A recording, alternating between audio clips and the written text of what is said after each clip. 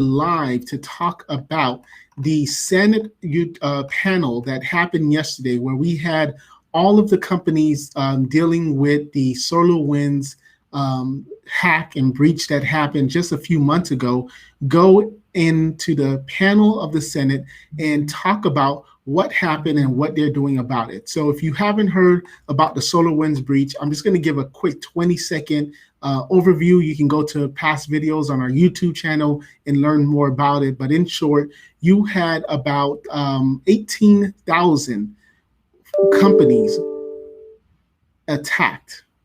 9 federal agencies attack. And when I say attack, I'm talking about cyber attacks. They took their emails, they took files, they were able to see a lot of the stuff that these Fortune 100 companies, Fortune 500 companies were doing. So it is one of the biggest, it is the biggest cybersecurity hack that has happened since all of this has been started and reported. So let's now get right into what happened. So the top companies that were there, that were involved, you had Microsoft, a company called FireEye, SolarWinds, and CrowdStrike. So just to give you a recap, SolarWinds is the company that the bad guys use to be able to do what they had to do.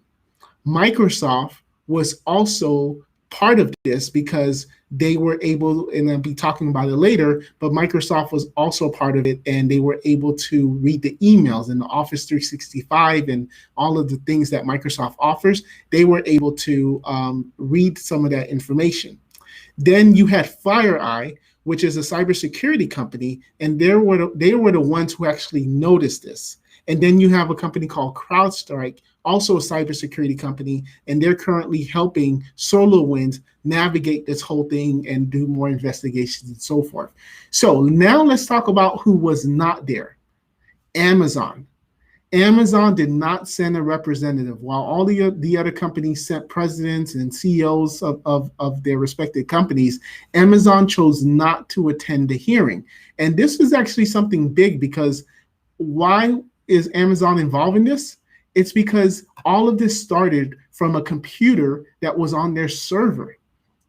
You see, what the hackers did was they put the malware, they put the code, all of the information that was now being sent from these federal government agencies' computers, the emails, the screenshots, the files, all of that was being sent to the Amazon server inside the US. And I'll tell you more about that in a few moments.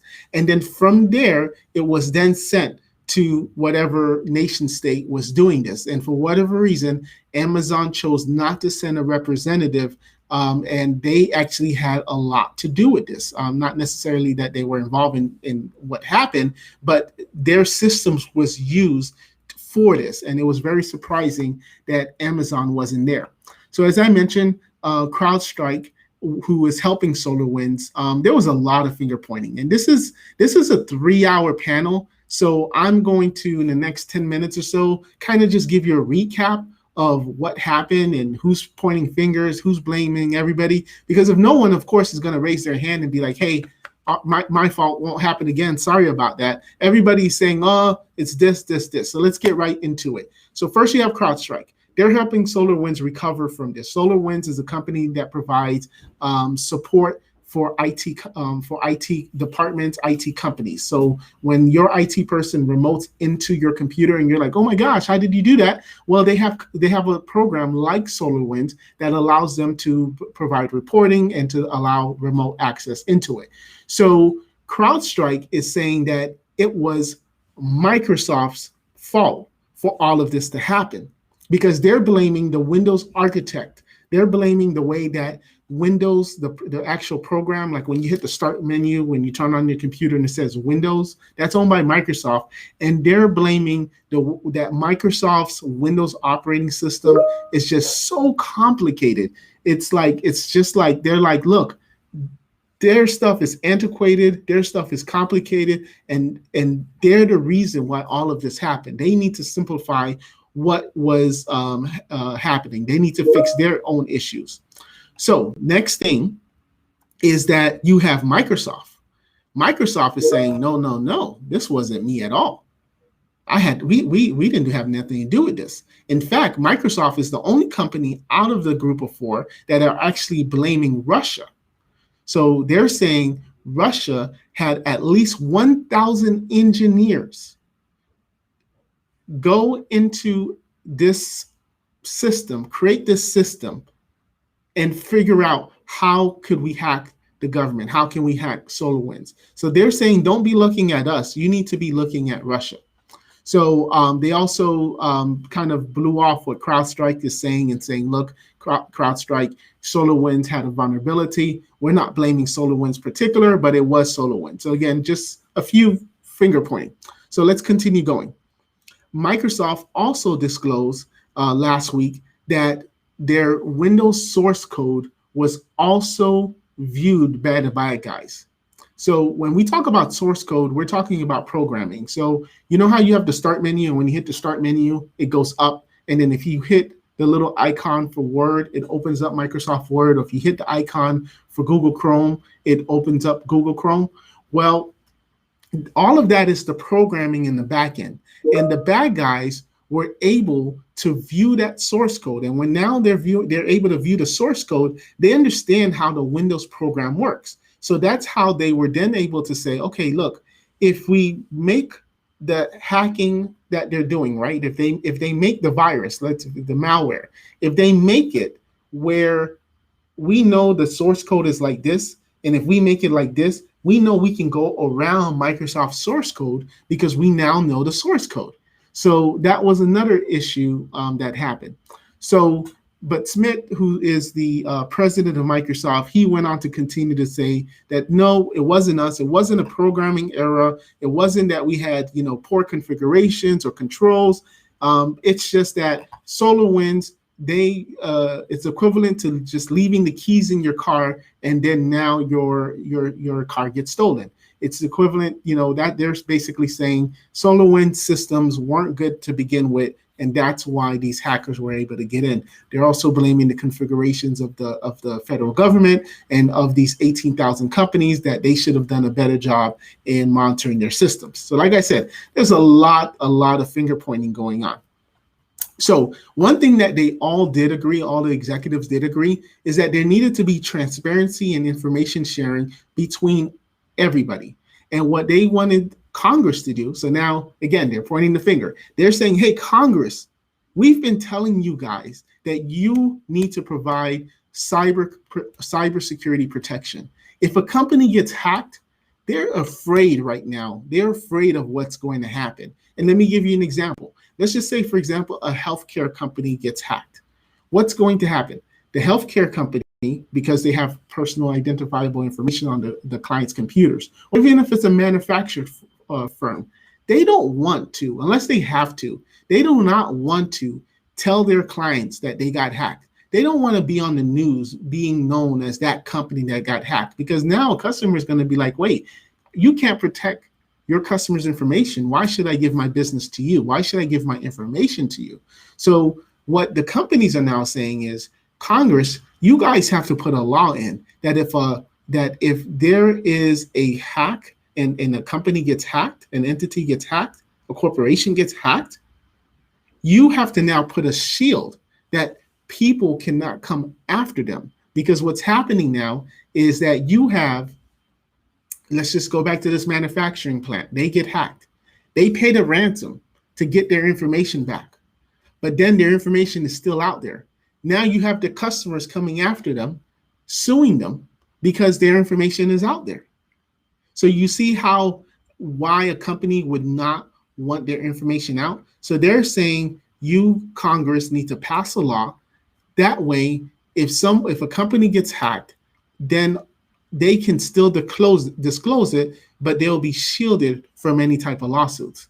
Now, personally, as a cybersecurity expert, I think that is a horrible idea, because that's just going to allow companies to just continue to be sloppy. They're not going to want to invest in technology so that they don't get hacked, because they know if they do get hacked, not that they look forward to it, but they know that they're not going to get sued. And they know that there's no real repercussion. So I think there needs to be a little balance there, because it's not fair to the consumers whose information is out there that somebody was sloppy.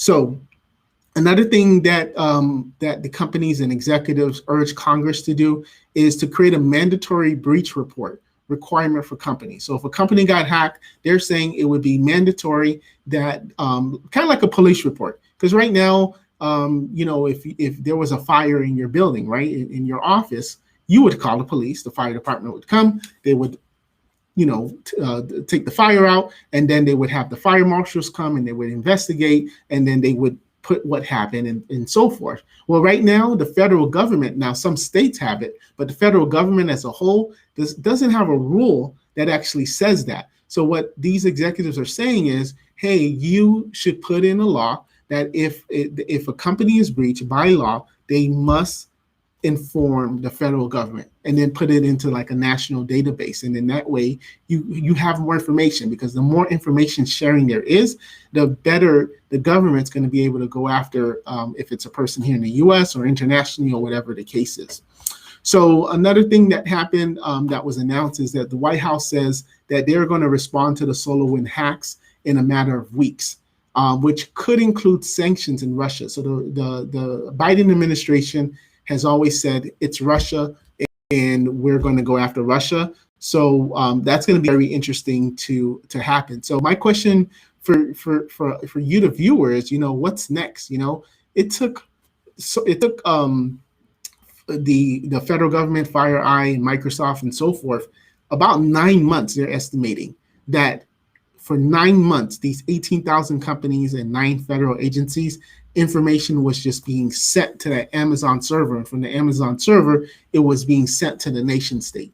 So even in Ukraine, one of their big systems got hacked, and there's like 2 years now, and they're still finding traces of malware, traces like, oh my gosh, it's kind of like your house got broken into and they put spying cameras all over, and every week you're like, oh my gosh, this is a camera. This is a spying camera. Oh my gosh, this pen that's been sitting here is actually a listening device. So like this is what now I feel is going to happen, is that in the next couple of years, they're just going to continue finding things, because this is so sophisticated that they're just going to continue finding things and going to be like, oh my gosh, what's next? Like, what else did these people do? What information do you have? I mean, you see what happened in Florida during the Super Bowl, where they were able to get into the water system. So, I mean, and that was very easy to get into. So what's going to happen next is a very important question.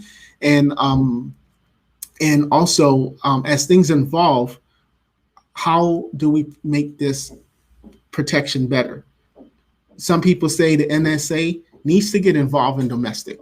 They have $1 billion budget. They have the resources. They have the people, but they're not allowed to do the US. So that goes into more politics, I would say. But nevertheless, for your business, you have to be on top of things. You have to know what software is on there. You need to make sure your updates are done, and you need to follow the guidelines that now these 4 companies are saying to check to make sure that you were not affected. So until next time, we will be able to provide more information about what the White House says. So we're looking forward to that, and we'll provide a video as far as what the White House is going to do when it comes to providing sanctions apparently to Russia.